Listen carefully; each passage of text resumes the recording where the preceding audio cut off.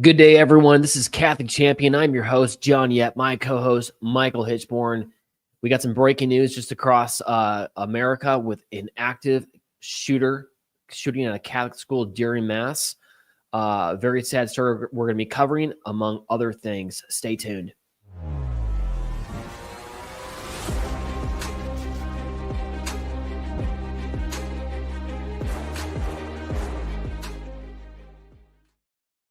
This story broke just before we started this show. We're going to start the show, and we revamped this to cover this very pertinent story, which everyone should be talking about. There's many implications from it without jumping to unnecessary conclusions right off the bat. But Michael, how are you doing today? And I'm thankful for that you brought this to my attention right before the show. Yeah, no, I'm heartbroken over what happened, and I have to say this is what I have seen described happen is something that could happen in any Catholic church, any Catholic school across the country, and we've got to make ourselves aware of the potential threat that we are facing from potential aggressors. We've just got to make ourselves aware and start thinking about solutions within our own Catholic communities. Let's go to what we know. So this is in Minneapolis, okay? We have a Saint Annunciation Catholic school. You're very familiar with schools. They have usually an all-school Mass. Sometimes some do it once a month, some do it once a week. And typically other schools will do it, especially at the beginning of a new year. It's a big kind of deal. Everyone gets together in the church. Catholic school moms and dads know the whole scenario. You drop the kids off. They check in with their homeroom, and then they go usually right away after checking in with their homeroom over to the church, which is located on the campus. And then they have their all-school Mass. It's a packed situation. The pastor, it's a perfect opportunity because everyone's together. It's also a great chance for the priests of the parish to actually have contact with all the kids.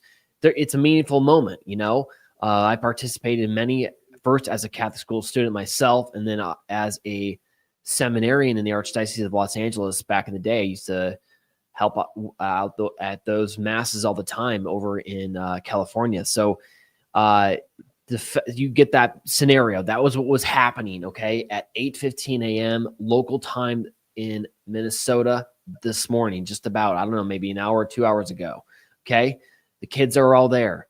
And at 8:27 a.m., roughly what that is, 13 minutes after the Mass would have begun, the call to the police went out, and there was a shooter. Okay, with what we know about the shooter is a 20-year-old male who's dead. Okay, now as I understand it, Michael, you were listening to the press conference. I want to hear what they were saying, but the way I understand it is that this shooter had his gun inside the church window. No. So he's on the outside. No, not in the window. He was shooting through the window.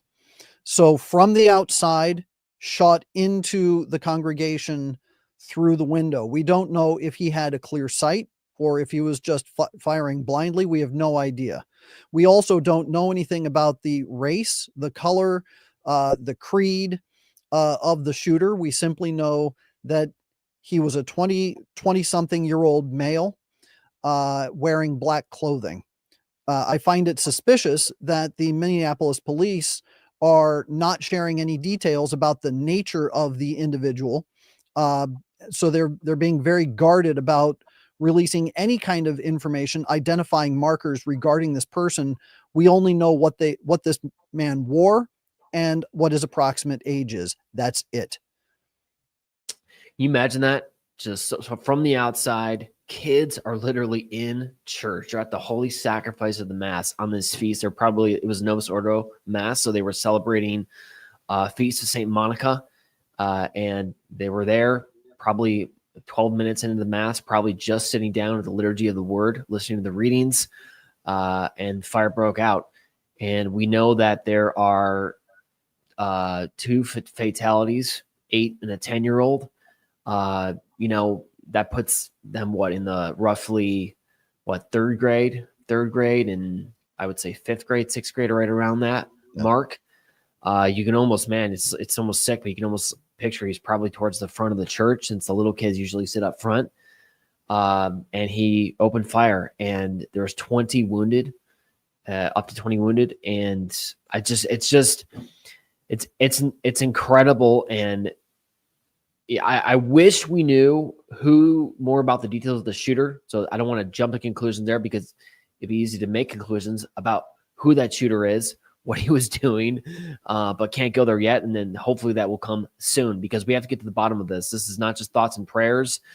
This is what is happening in America. What else did they say in the police report, Michael, that you heard? For the most part, the chief of police was simply saying that their hearts and prayers are going out to the community. They said that they were going to do what they could to try and figure out what the motive was. But the details that we have regarding what took place, all he did was give a list of an indication as to who was hurt, who had died, how the shooter, what he did, the fact that he was shooting in through the window, mentioned that he was armed with a rifle, that he had a pistol on him. I don't think he used the pistol. And that there were 17 people that were hit, 2 dead, 2 others critical, and you can tell self-deleted. So he killed himself, right? Took his own life. Yeah. I had to put myself in the shoes of those young kids. Okay, these kids now are going to be scarred for life. Okay, even going to that church again every single time, it's going to cross their minds. Those young kids, that while they were sitting there, their classmates' blood was splattered all over the pews there, and they're going to remember that. That will stick in their memories. Right. This is a tragic situation, and I think there's so much that we're going to need to draw from this, because, it reminds me of, I have to bring this up. We have a priest here in Phoenix. Okay.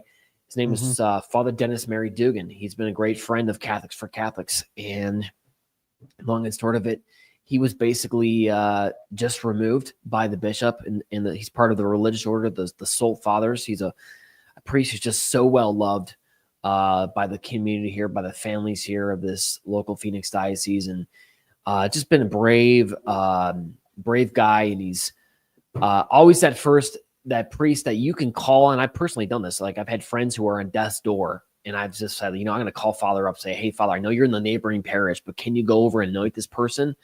He'll drop everything he's doing, run over and does that, right? He was at our event in Mar-a-Lago, blah, blah, blah, blah, blah. Great priest. Long story short, he was just, he ruffled feathers of a well-known liberal, or probably tends liberal, well-known donor at least, okay, of the diocese and the local parish, who complained to the bishop about his homilies, about things he was saying, nothing crazy, nothing heretical. And the bishop kind of gave him the ultimatum, like, look, if I get one more bad or good letter, you're out. Long story short, in July, he gives a homily. This is from the priest himself. Father Dennis told me this. Gives a homily, just kind of talking about, of all things, which is why I'm bringing it up now, that we need in our parish to have groups like that just defend our church from potential crimes. Okay. That's right. In fact, he specifically named an approved quasi-apostolate of the Phoenix Diocese. It's called the St. Joseph Porters. It's a fantastic group. They're groups of men that literally they work with the pastor, and they're not armed, okay? But I think some of them might be, but typically they're not. But they just stand guard during church services. Yep. Okay? That's what they do.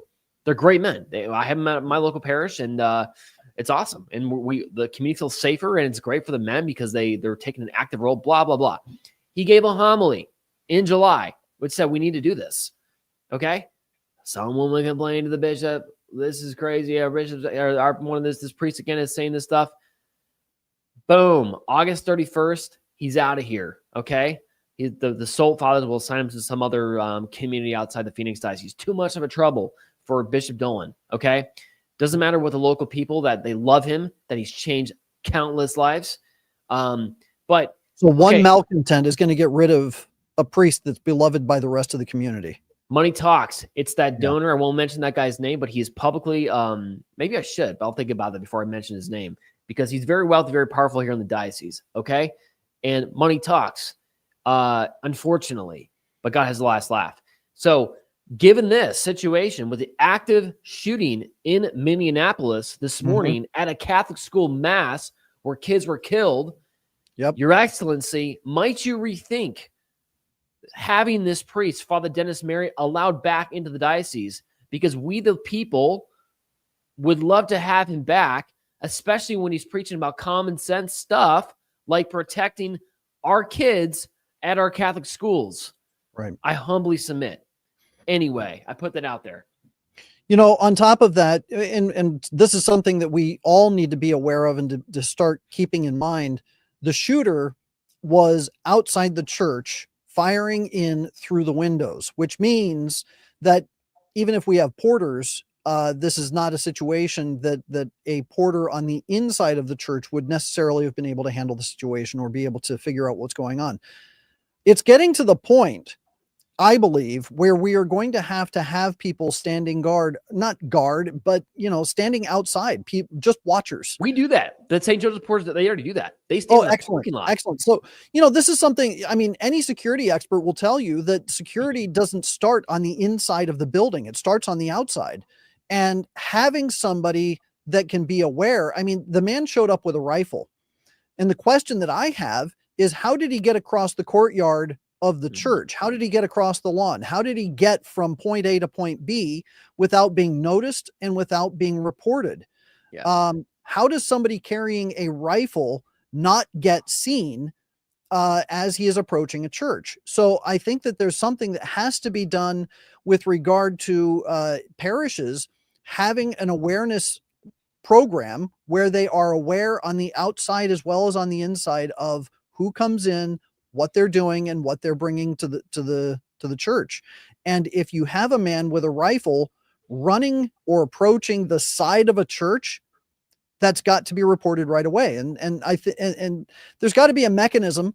And we as Catholics, and I would extend this to every other Christian community, you have to have a plan in mind. How do you intend to protect your family, your children, the people around you, in the event that you have somebody doing exactly what this young man did? But let me go further. Okay, yeah, exterior perimeter around the church. But you know where the ultimate exterior perimeter is? Our country's borders. Yeah. Okay. No, I'm not saying this is a legal migrant that did this. I don't know that yet. Okay, I don't. However, there is plenty of cases out there. We're going to cover the story soon enough with the young girl, the 12-year-old girl has got to defend herself from migrant rapes. Okay. Yep. We have got to step back as a nation, not just the United States, but everyone. It's like urgent. It's like code red. Okay. Of who we're letting this into our countries. Do they agree with us? Are they at the same? Are they cool with Christianity, upon which Western civilization is founded on? Or you can open up and shoot. Now, again, I don't know the shooter's motives. That'll come later. But there are plenty of other instances where we know where people who do not like our Western culture, who have been let in, attack our institutions and our people. Okay, so that, I put it out there, and I think also maybe we could bring up. I'm gonna producer pull this up in a second here. The accountability report about the churches that have been attacked in the United States. I had an interesting debate yesterday with one of my good priest friends, a good healthy back and forth about Catholic Vote has done this great tracking, and we'll show this on the screen in a second, of the amount of churches that have been attacked here in the United States alone. Okay, roughly like 400. I think they call it the Church Accountability Project. Okay, so there's been roughly 400 attacks, acts of vandalism, a Catholic Church in the United States, and the debate I had with the pastor was, how much intentionality is there behind this? It's just random. Is this, are there 400 attacks on Walmarts, or I don't know, or gas stations, or, interesting debate. Michael, what do you think about that? I mean, is this just random that this number of attacks on our churches is happening here in the United States?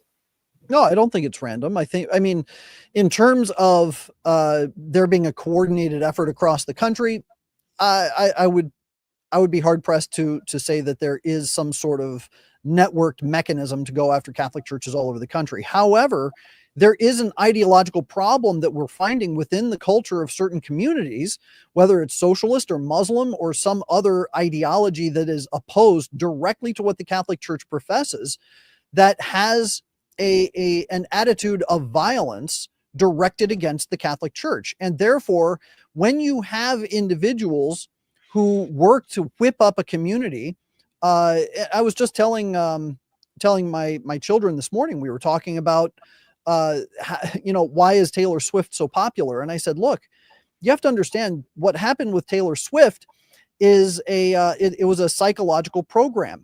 People got whipped into a frenzy believing that she's a better performer than she actually is. It's the same thing that happened with Frank Sinatra. And a lot of people are going to come at me because I'm going after Frank Sinatra here. But Frank Sinatra, his people hired women to swoon at his concerts. I bring this up because this is how a psychological operation works. If you want to whip people into a frenzy, you have to get to this idea that something is attacking them or something is coalescing around them. They have to identify with whatever is being brought forward to them. And then you can direct their emotional state, either pro or con, depending upon what the issue is. So what we're seeing here is it's a campaign against the Catholic Church per se, not in the sense that they are trying to like a political campaign. You're not taking out ads and things like that. But the talking points that come out of the media, the things that are being said by individuals within the communities, attacking Catholic ideologies, saying that the Catholic Church is opposed to what they as individuals want, that's how you start whipping people into a frenzy. And then you can start creating radicals in those small communities. That, I think, is more akin to what we're facing right now. We had that map. Let's put that map back up there really fast. This is the report. It's actually 500. I said 400. It's 500 attacks since 2020. Okay. And you have the map there across the United States about where those attacks have happened. And I think there was one stat in the report from Catholic Vote. My friend Tommy Valentine's put this together, done a great job at it, is the relative low percentage of prosecutions for those attacks, especially under the Biden watch. Hopefully that will change with Pam Bondi and Kash Patel, et cetera, right? However, there you go. So it's what's going on here. It needs to be investigated. And whether or not there's like intentionality behind this or organized, as you say, I like the way you described it, Michael. Maybe it's just media talking points which might foment that or foster that. However, is that the same in Europe? I mean, hashtag Cathedral Notre Dame and the other big churches. I mean, that smacks more of coordination because, like, I mean, it's no secret, guys. The hardcore followers of Islam hate Catholicism and Christendom. Yes. And yes, they consider it a good thing to go burn a Catholic church. So I'm gonna buy, at least in Europe, that there's like serious intentionality behind all that. You bet. And the thing is, if you pay attention to the statistics, the church attacks in Europe happen to be in highly occupied Muslim territories in those various countries in Europe. So I think that the notion that what we're facing in Europe is that there is an ideological attack from Muslim individuals within Europe going after the Catholic churches is highly probable. In the United States, I think it's worth investigating. Again, we're not saying motive that this is a Muslim or behind it or whatever, but time will tell. We'll see. It could, unless we got breaking information which coming across. So we'll see. But I'm reading right now, latest update. We have 7. So there's 2 dead, 2 8-year-old and a 10-year-old. We have a photo right there from Nick. Actually, I was just in correspondence with Nick the other recently. Found a Nick sort of post that's a great Catholic. So that is the picture of the individual who is facing his maker right now. And yes, we pray for everyone, even the shooter, because we want no one in hell. So that is the victim. Just a You mean the shooter? really, what's that? The shooter, not the victim. Sorry, the shooter.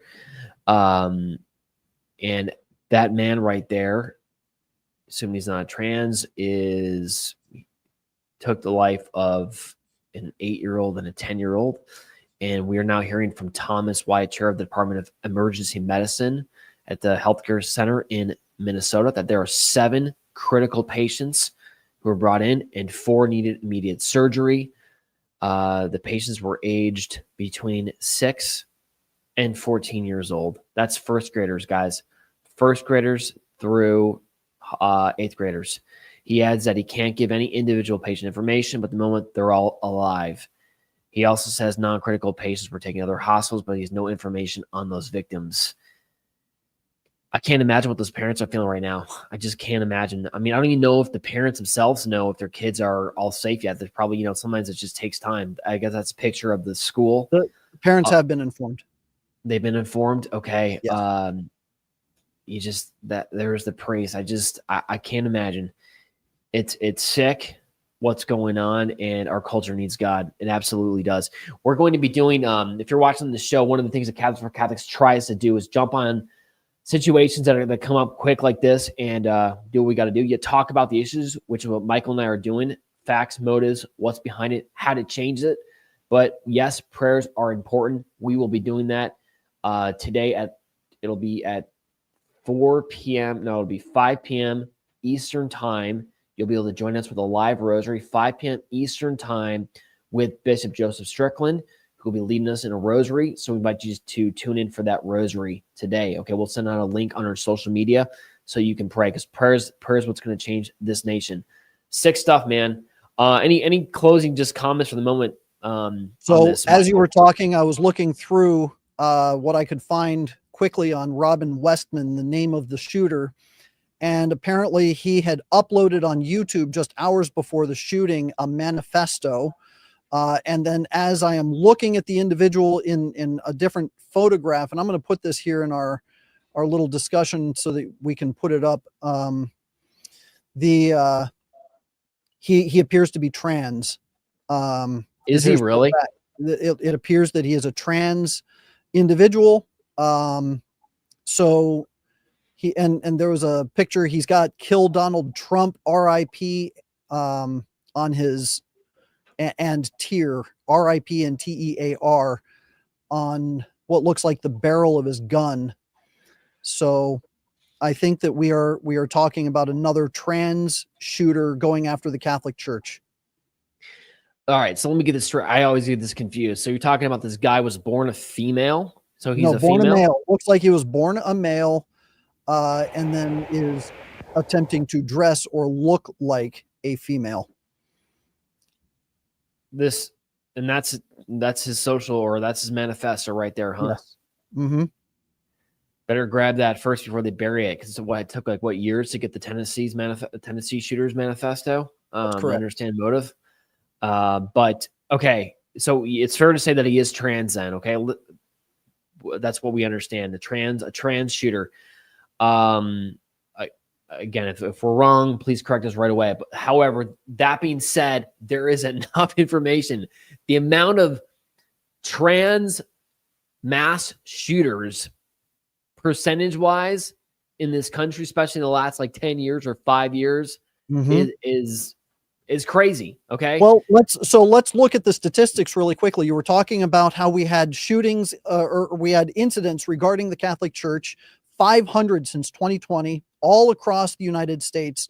What happened over that period of time was that Joe Biden and his administration put forth a very strong pro-transgender program that was directed at schools, specifically high schools. And then we saw a jump in those who identified as trans over that time period. And then very quickly, because what we're talking about are people who are deeply mentally disturbed, because when you suffer gender dysphoria, you are absolutely emotionally and mentally disturbed. There's no two ways about that.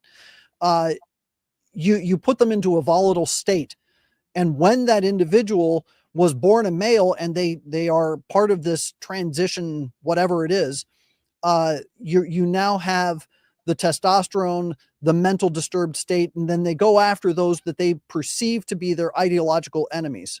And who is and what is the strongest and most vocal religious entity standing out against transgenderism is the Catholic Church. So we or have at to least be it very should be. careful. At least it should be. And this is why the report from which Lepanto, Michael, you guys just broke a crazy report. The details are just disturbing, okay, about these the groups of priests at the priest conference that basically they promote homosexuality, okay, called masturbation, okay, an act of prayer. I mean, what you exposed a few days ago, Michael, was just incredible. But you're right, the Catholic Church should be, and it is, and it'll always be, ultimately, and our doctrine cannot change. But when there are confusing statements that come out, such as the last pontiff, with what's the document that he I forget the Latin title for it. Who cares? Last December. Supplicans. Fiducia supplicans, basically allowing for same-sex blessings. Okay, which it's impossible. You can't bless sin. Okay, right. This kind of thing, this watered down, whether you as a priest or bishop or the Holy Father are giving basically quasi-tacit approbations for this stuff, or you are not speaking up as a good conservative priest or bishop or clergy about these issues. Let me just tell you, ultimately, down the road, this will lead to stuff like this, because kids out there who are listening to you, either what you're saying or your lack of what you should be saying about speaking up about this issue, they are going to be confused by the culture around them, which has been shown in their face that there are 55 genders out there, and oh my gosh, maybe this is what I am. And then, bro, guess what? They get confused. Yes, it is a mental illness. Those poor individuals, they're the victims in their own sense. And then wake up one day, and here we are on Catholic Champion talking about a mass shooting at a Catholic school with dead children by a trans shooter. Okay? This message is for all the clergy out there. We need you to be strong, okay? What's really atrocious, and I think that this has to be stated over and over and over again, is that at the same time you have these priests and these bishops who stand up against the Second Amendment, the ability to defend yourself with firearms. They stand against that, but what they are also doing is providing an incubator for all of these mental illnesses that are entering into the church and into our society by coddling such individuals and saying it's okay for you to indulge in these horrific acts against nature and to identify as something that you are not. And when you break the reality that these people are supposed to have in their minds and they live in this fantasy world, all of a sudden what they're doing to other people with a rifle is a video game to them. And that is exactly where we stand, and that's exactly what's going on. And so these bishops who are standing against the Second Amendment, but also coddling the LGBTQ ideologies and communities, they are the ones who have blood on their hands. Absolutely. It's tangentially related. It really is. It's a sick mental illness in our culture, and I got to give it credit to some of these not just Catholics, but yes, Catholic lay people, but others out there too, who have really turned the tide on this whole transgender things. Okay, almost in spite of what's been coming out of Rome or different dioceses. Okay, about the confusion on this issue. I mean, look, here's the reality, people. Okay, we still have, gotta say it, we still have in one of the largest archdioceses in the country, the Archdiocese of Los Angeles, okay? The archbishop there, who does a lot of good stuff, okay, not horrible, but he continues to allow at the largest youth congress, Catholic youth congress in the United States, every year, he allows Father James Martin to speak there at that conference, okay? Giving a signal. I don't care if he personally believes. My private beliefs are that the church's stance on marriage. I don't care. We need, because if you're private means nothing. You got to make it public by your faith. That priest should not be allowed. That priest should be laicized. He has scandalized the faithful. And those kids who are hearing that, hear that message that transgenderism is okay, and that down the road, it can result in situations like that. It is a mental illness. Those poor kids are suffering in that internal hell that they've been thrown into, that there are 55 genders out there. It's a horrible lie that we have told our young people. But thanks to people like Matt Walsh, great Catholic, who have turned the tide, doing things like, what is a woman? I mean, that there's such backlash. We as a culture today, we practically won the 2024 election among independents because we were sick of having men and women's sports, right? I mean, is this too much to read in this, Michael? No, that's not too much to read into it at all. No, you're absolutely right. So this is serious. And, we are looking at JD Vance just tweeted out that we have, he's praying for the situation, our Catholic vice president, as we kind of look at the situation, what's going on here. Great to see people speaking up right away and to look into this. Yeah, I mean, gun control, whatever. One of our first comments on social media when we posted this, someone says, yeah, I pray for gun control laws. What? Or how about, like, I don't know, like we have, I think someone proposed, it's a debate of whether some teachers should be allowed to carry firearms in the classrooms. I've seen that proposal out there before. It might be interesting to weigh the pros and cons of that as an alternative. But I think we got all the symptoms, the heart of it. We have a culture that's been told lies, okay, about this whole transgender issue. I see it. One of our Catholics for Catholics offices, we have offices around the country, and one of our facilities, we are located, get this, Michael, our office is located down the hall because there's a bunch of other businesses there. It's located down the hall from one of the biggest transgender counseling centers of the state, okay, that particular state. Okay, so every day that I'm ever in that office, I'm traveling and I stop in that office, I see these kids who are marched down the hallways or sitting outside the office of the counselors, hashtag psychopaths, okay? Yep. And these kids, when they get this, these kids are sometimes aged between like 7 and 14 years old, okay? So they're sitting there sometimes with their mom, never with their dad, interestingly enough, usually with their mom, brings them in, and I've seen them drawing on their arms at times, okay? Okay? Yeah. So they go to, and they're let in by these creepy counselors, okay, you go to their profiles on their bios, and yes, they're completely, they're trans or bi or whatever they want to call it. They're confused, okay? And you watch these little kids go in there, and it just breaks your heart. I pray for them every single time I'm there. I've had priests come into our office. I've had bishops come to our office, and we bless them. Okay, we throw holy water outside those offices because of the evil that's going on. And it's a two-step process, guys, okay? Because they go there, they check their box on counseling. Maybe they're prescribed their hormones from there, and they create more Chloe clothes. And then from there, they have sweet little nice deals with the local hospital, the children's hospital, and they'll go in there, and then they'll get parts of their body removed, okay? And they're spit on the back end, okay? It's a disgusting process, okay? This has to end. God's law in our nature sets us free. The truth will set us free, and this being lies being told. We need to expose it. Absolutely. I actually just thought of something that I want to share with you, but I need to find the quote real quick. If you can cover for just a second as I look for this quote. It's funny. I guess it's like a big thing. Latest press is that the police have now called this a hate attack, officially a hate attack. Funny, like the verbiage we had to like officially call it. I mean, good Lord, what is it? What else is it? Mm-hmm.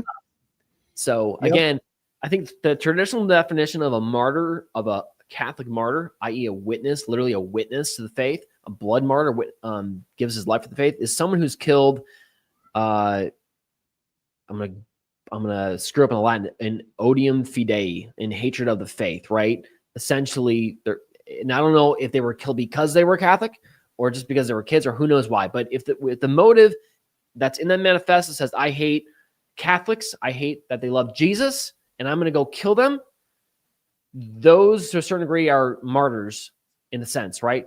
Because they've given their life in defense and to witness to the faith, right?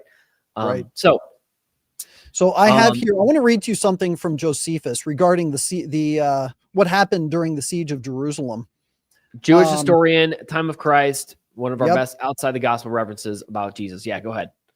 Sated with all of this and with no one to stop them, they went all effeminate, doing up their hair, wearing women's clothes, drenching themselves in scent and applying eyeliner to make themselves pretty.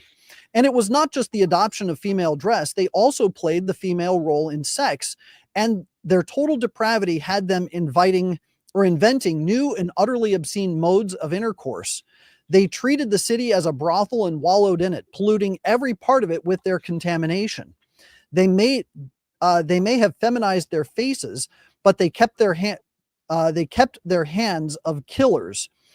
They would come mincing up to anyone in the street, then suddenly turn warrior, whip out their sword from under their fancy colored cloaks and run them through.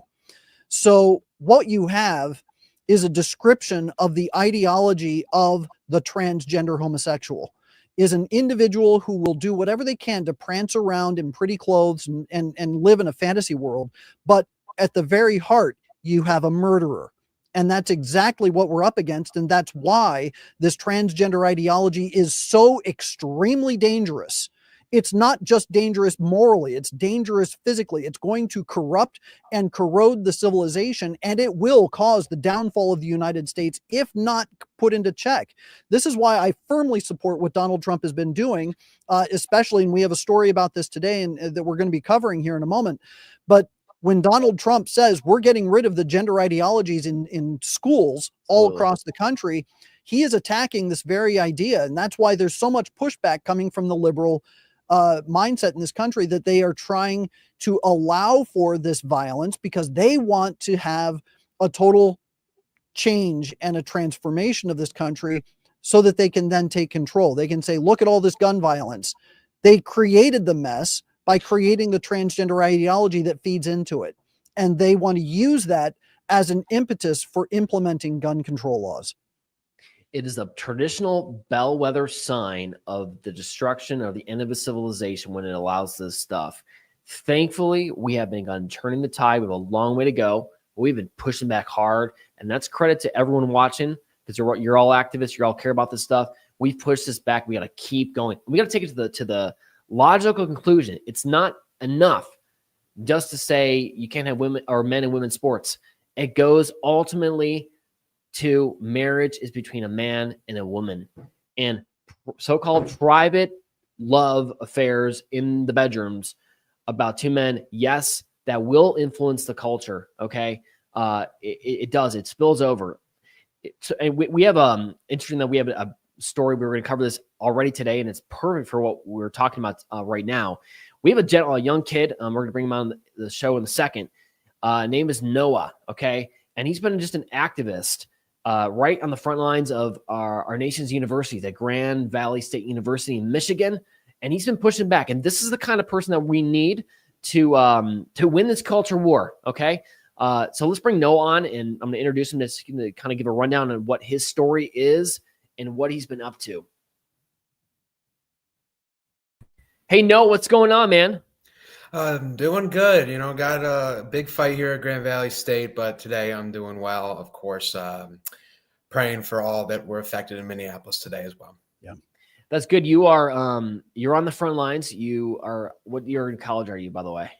I'm a senior at Grand Valley State University.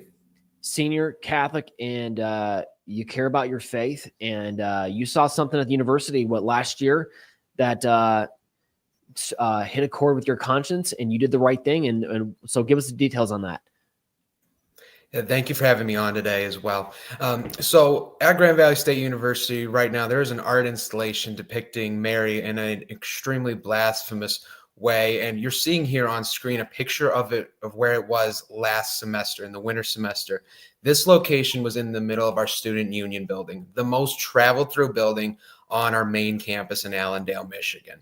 And as you can see, there's a lot of imagery embedded on the figures of Mary. And I can just give a quick description of each panel. Per the artist's statement, the furthest left panel, and before I go in, all of these panels are to call social justice issues in Mexico to mind. So I don't know how it has any relevance here in West Michigan, but to get into it, the left panel is calling to mind, again, per the artist statement, homophobia issues in Mexico. If you look closer to her on her figure, you'll see two men kissing, a man in drag, bondage attire, and some of the phrases there in Spanish are the F slur used against gay people, the D slur against lesbians. And so we feel that that's also being directed at Mary.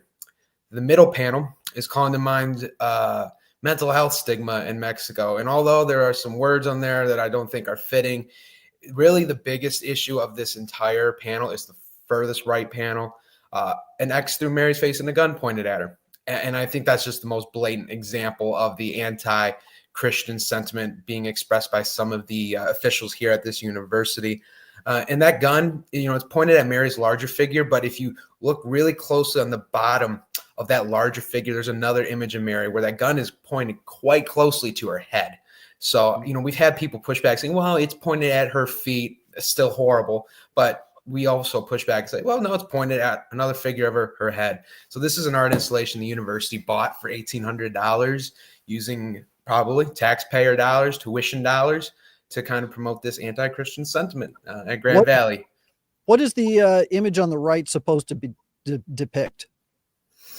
So the image on the right, that is supposed to call to mind domestic violence issues against women in Mexico, which that as an issue, calling to mind domestic violence, we of course want to call that out. But how would you call to mind domestic violence issues? By being violent towards the most sinless woman to ever walk the face of the earth. So we feel that that's just an attempt to kind of masquerade the true intent of this installation. The irony here is that when you look at the what they referred to, or what the artist referred to as homophobia on the left, is immediately followed by mental illness, because what you have is a mental illness that comes directly from the LGBT community. And if you want to understand the violence against women, you've got to understand what happened with the LGBT community. And you've also got to understand what happened with regard to contraception and abortion, and how that is violence against women as well. But they don't ever want to address that. They don't want to talk about underlying causes. They just want to look at the wound on the surface and put a Band-Aid to it. And then they're going to blame the Catholic Church. They're going to blame Our Lady. And they're going to sacrilegiously and blasphemously put images of her overlaid on these particular issues, as if she is either the source and problem of these issues, or that she is somehow going to remedy homophobia and violence against women and it's not clear exactly how this works out or what this artist intends with these images. I think that primarily what we're looking at is an intent to outrage and attack the Catholic Church, and to look for that socialist transformation within the church. Do you agree? I do agree. And this installation, after a lot of public outcry, it did come down. But what they've done is redisplayed it, and they're hiding it. They've redisplayed it in the provost office in our administration building. This is an office, although you can physically walk into it, there's a receptionist, and you're not in that office unless you have an appointment. So they're really trying to hide that they want to keep this art installation up. So we got it out of the student union building, and we're thankful for that. But we are pushing for the university to rid themselves of this piece. The message here is clear. We want it gone. We don't want it in storage. And even when it was in storage, there were still professors like Professor Heather Moody taking her class. And this was described in a LifeSite news article, to see the installation, to do an assignment on it. And this young student who remains anonymous, he described how he had an encounter with the Holy Spirit, telling him to leave the room when they were having to do an assignment on this, that there was an evil spirit within this installation. He left, and even the Holy Spirit told him when it was safe to go back in. And when he went back in, the class had just wrapped up and the installation was gone. So there's real spiritual warfare happening at Grand Valley right now. And we're, unfortunately, we're having a lot of people push back against us. And those are professors. Of course, Heather Moody, but Brett Colley, an art department professor who wrote an open letter to protesters on why they should not be protesting this issue. And he had 20 co-signers of his colleagues. So in one way, you could see that this is almost a student versus professor battle. We, of course, know this is a faith issue. God versus Satan, good versus evil. But on the ground here, we're getting pushback from professors who are supposed to be the ones educating us, guiding us, stewarding us, and they're not doing that. The students are thankfully pushing back. We're going to be the ones stewarding the next generation of faithful. And something else I must add is that although we clearly see this as an anti-Christian, anti-Catholic piece, we've had support from non-Christian faiths. An executive board member of the school's Muslim Student Association last semester, they voiced their support for it being removed. So we have Muslim students that are upset by this. And because Mary is one of the most revered women in Islam, and we've had Jewish students support it being removed as well, because when Mary was on earth, she was a practicing Jewish woman. Right. So this is an X to the face of a Jewish woman, a Christian woman, and a Muslim woman to many people. Of course, we're Catholic, but you could see how this is affecting in one way or the other the three Abrahamic faiths. So the fact that you're getting Christians, Jews, and Muslims united on an issue, you're doing something seriously, seriously wrong. And so you've been in touch with lawmakers on that too, right, Noah? And getting support. Have they been helpful?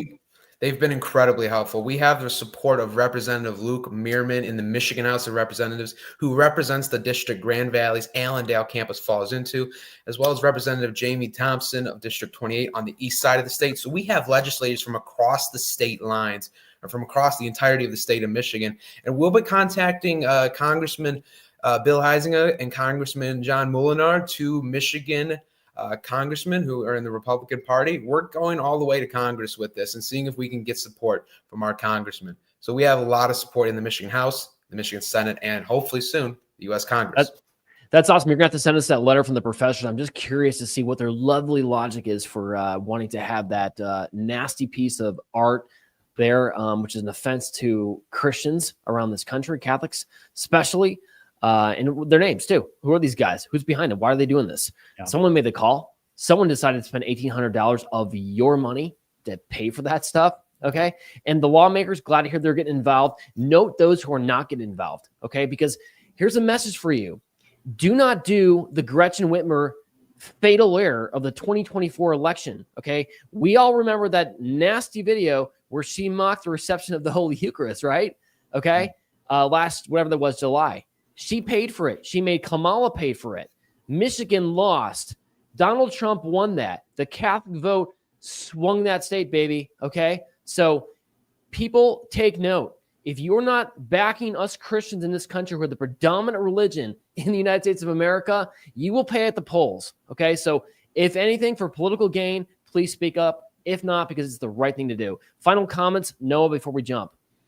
Of course, and thank you for having me once again. So we're urging everyone to contact the university in a few different ways and to contact them throughout the successive weeks. The only way we won this in the first go-round was continual pressure. So contact President Philomena Mantella, the president of Grand Valley State University, the Art Museum curator Nathan Kemmler, Professor Brett Colley, who was very prone to making his voice public against us. He has his email listed on the Grand Valley website. So Professor Brett Colley, if you'd like to send him a message. And of course, we're encouraging every comment to be respectful, but to be firm in that you are against what they're doing. And finally, the provost office, where it is displayed. Let the university know your how you feel about this, even if you're not from Michigan. We had support from across the nation, and we had support from individuals in Europe. I was on the Common Sense Crusade with Father Calvin Robinson in the first go-round, and we had support from Europe. So this has gone international at one point or another, and we're looking to do the same. That's awesome, Noah. Keep up the great effort. Keep us posted here, and maybe we'll have to give you some support with a nice little rally there. Show some visible discontent that we have. Because numbers speak up. Keep it up, man. I know you're in between classes, so get back to class. Don't tell me you were late because you're on Catholic Champion. That wouldn't be a good show. All right, man. Yeah. Talk to you later. I got 15 minutes. I'll run. God bless. What a great kid, man. That's what we do. That's how we change this country. Activists like Noah speaking up, saying, not going to put up with this kind of garbage. We are taking our country back. Pretty impressive, right, Michael? Absolutely. And I really hope that he and maybe even Catholics for Catholics could arrange for a rosary rally to take place right outside and show them exactly what the Catholic Church is and who she is, how she responds to this kind of blasphemy and sacrilege. Absolutely. 100%. And maybe we'll have to do that. So, it's good. It's good news. We're at war, spiritual warfare, and also some physical warfare. Right? So, good to see. Let's shift our attention here, going to the next story, which it's really mind-boggling in all of itself. We're going to go over to the Middle East, our wonderful Middle East, where our Lord and Savior, why did he decide to go to Middle East? Didn't he see the problems that would come up from that area? But he did. He chose that place, and he was born there in Bethlehem, okay, of Judea. And we got going on here. We have the 1948 State of Israel, okay, which has openly decided to, under Benjamin Netanyahu, to this again, if you live in Iraq, okay, this whole war with Gaza happened October 7th. The Hamas, evil Hamas, they're horrible. They're just scum, okay? They took those hostages. Did people in the Israeli government know that this attack was happening? Well, we have the National Security Advisor to President Trump, General Flynn, former National Security Advisor, who said recently, 3 weeks ago, that he has IDF whistleblowers who said that, yes, Israel, people high up in the Israeli government did know about this attack. Okay, well, whatever. That's happened. 2023, 2 years ago, this war's been going on. Israel is exacting its revenge and trying to eliminate Hamas, okay? Well, we also have a situation of starvation going on there, okay?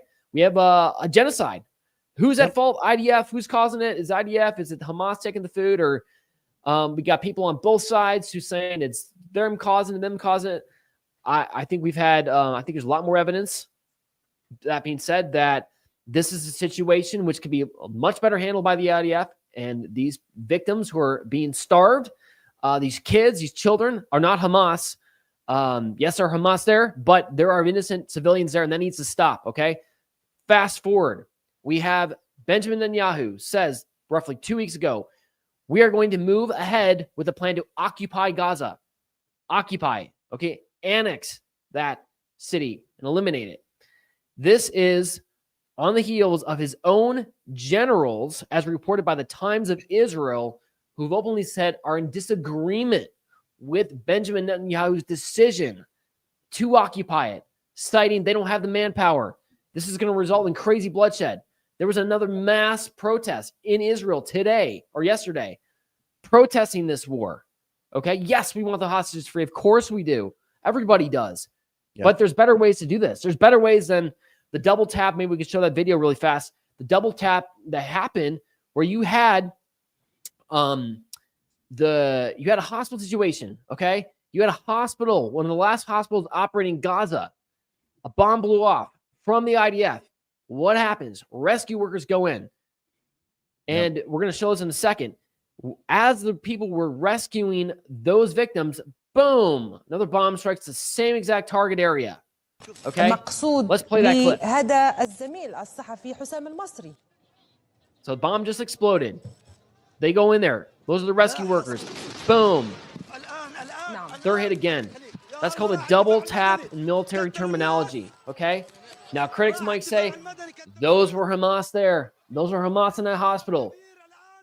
Here I'm going to agree with Benjamin Netanyahu himself, who posted, we're sorry, that was a mistake. Even Benjamin Netanyahu said those were not Hamas. Okay? This is happening over and over again, these mistakes.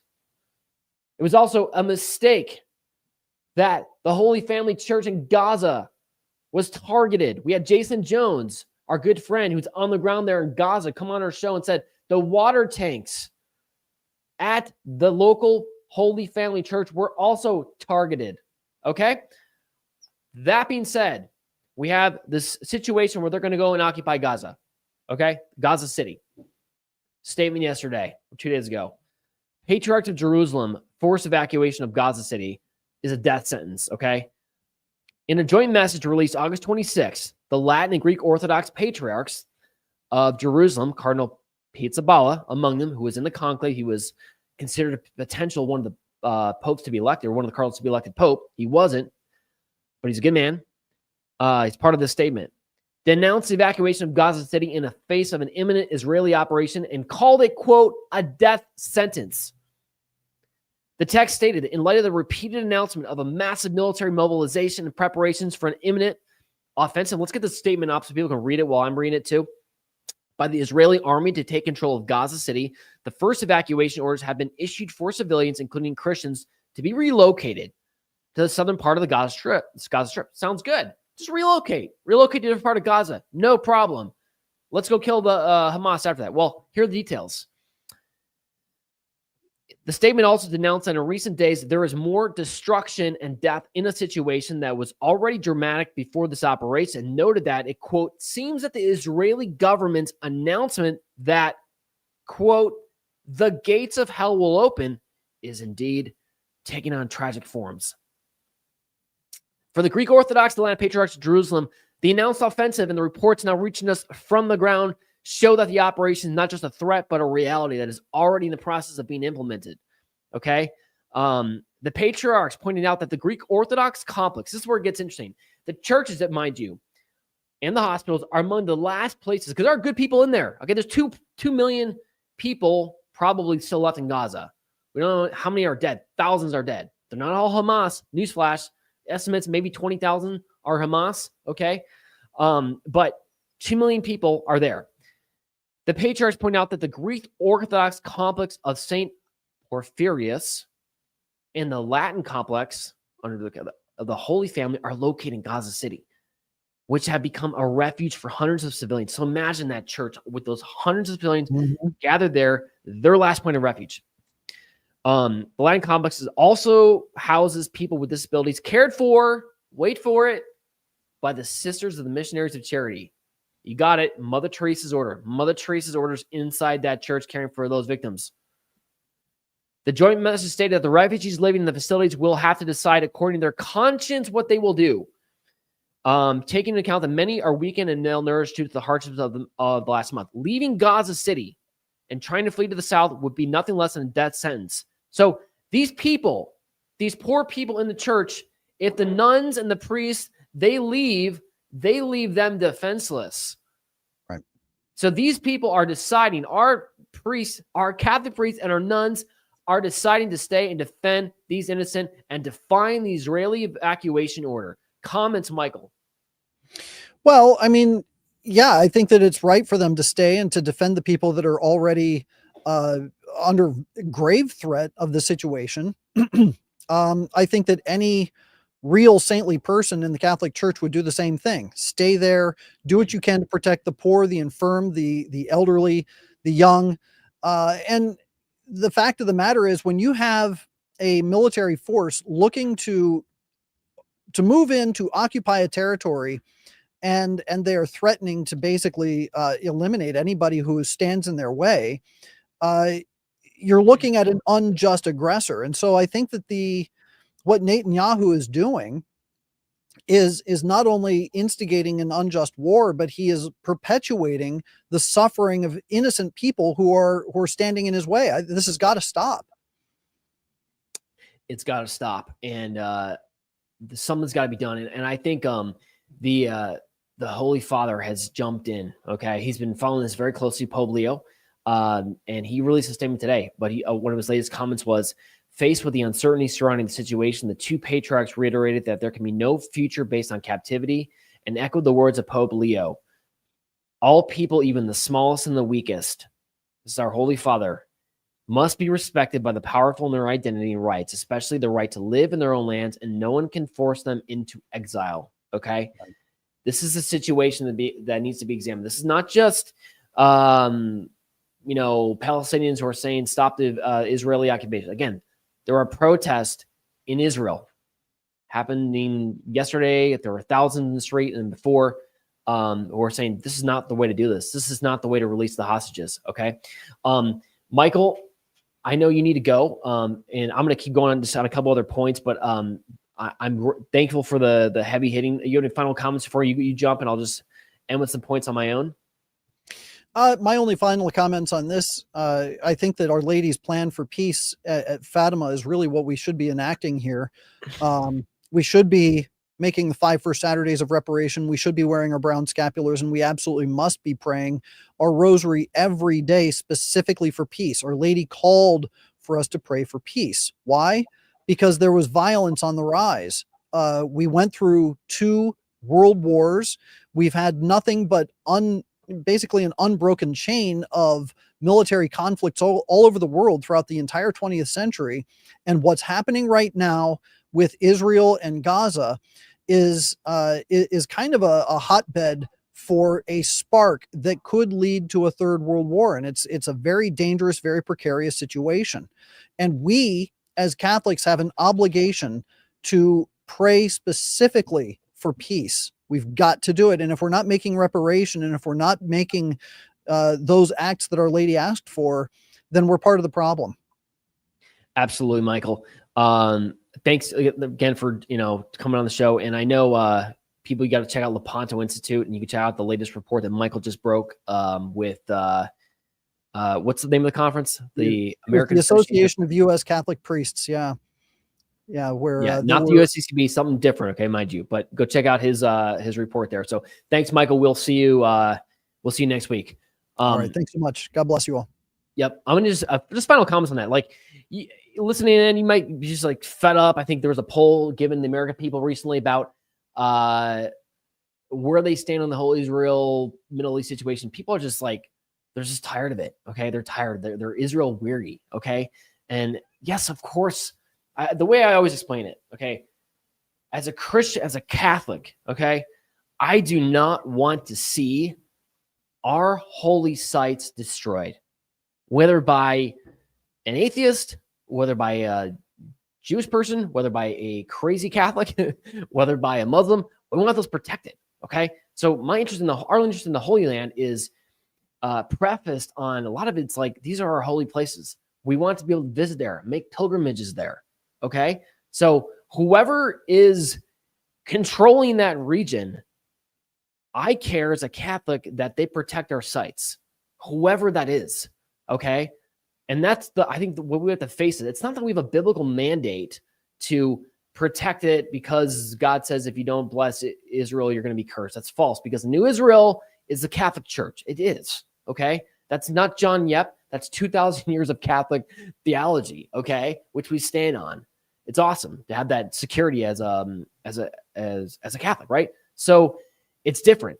Now, why is an American we talk about, besides the fact that we want our sites protected? Because it seems like a lot of our politicians are, I guess, bought off by the very strong lobby here in this country, by Israel. And that needs to be examined. If we're America first, we're America first.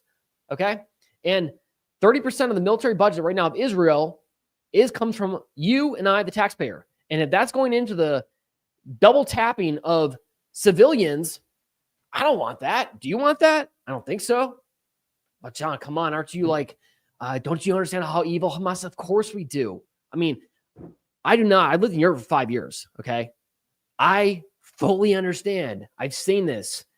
What radical Islam Muslims do to Western civilization when they don't integrate. In fact, why don't we play the videos making the rounds about this young girl that's been an inspiration to Western civilization? Let's play that clip. Yes, she have a knife. You don't. Hey, I'm fucking prophet.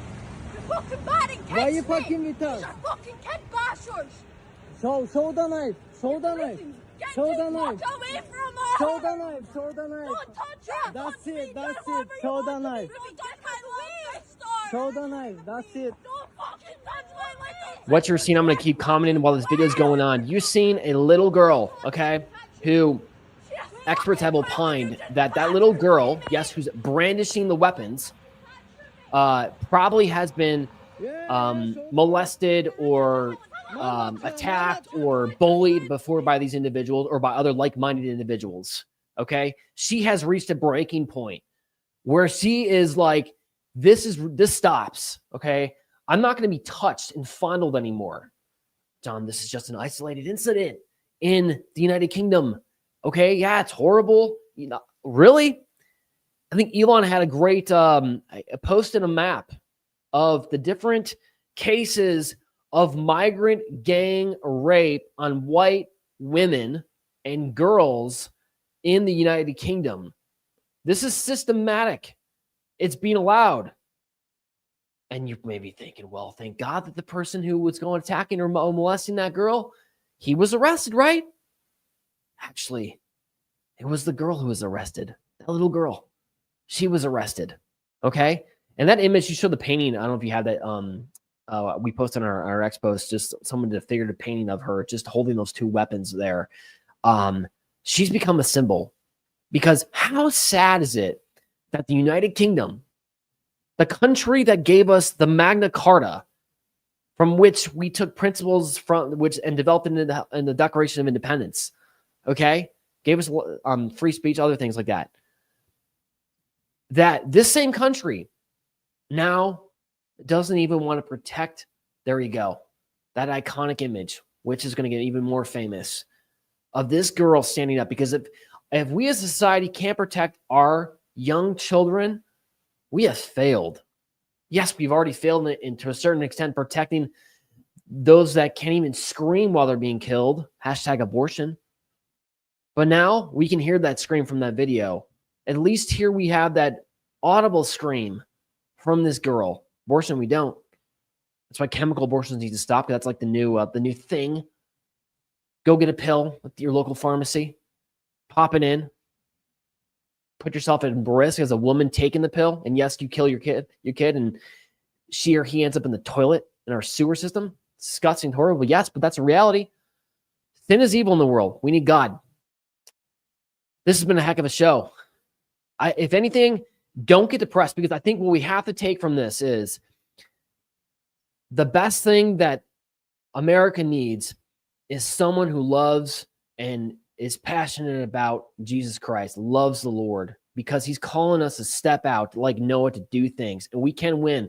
I want to pause and note. How about we show the Cracker Barrel video? We all heard about Cracker Barrel. They were going to change their logo. They changed their logo. What happened to their stock and everything else? Boom, it hits rock bottom as it deserves. Let's show the video.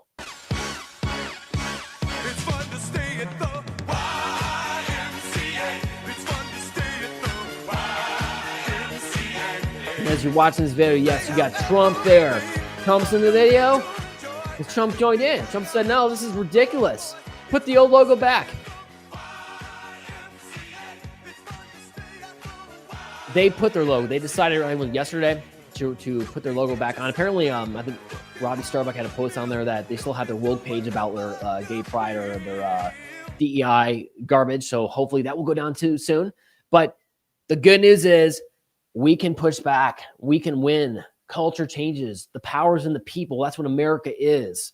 Okay? The power is in us. And your power is increased by your connection to the sacraments of Holy Mother Church. You're not just John Yep working and acting. You're not just Joe Johnson. You're not just Mary and Susan working. When you are connected to the source of grace, the source of summit of the Christian life, which is the Holy Eucharist, you have power that doesn't come from you, it comes from God. We need to be focused on him, focused on Our Lady, and we can take this country back. This has been a great edition of Catholic Champion. We will see you same time, same place. Don't forget, 5 p.m. Eastern time today. Tune in live. We'll have a rosary for the victims of the shooting in Minnesota with His Excellency Bishop Joseph Strickland, America's bishop. So join us for that if you can. We will see you next week. God bless and fight on.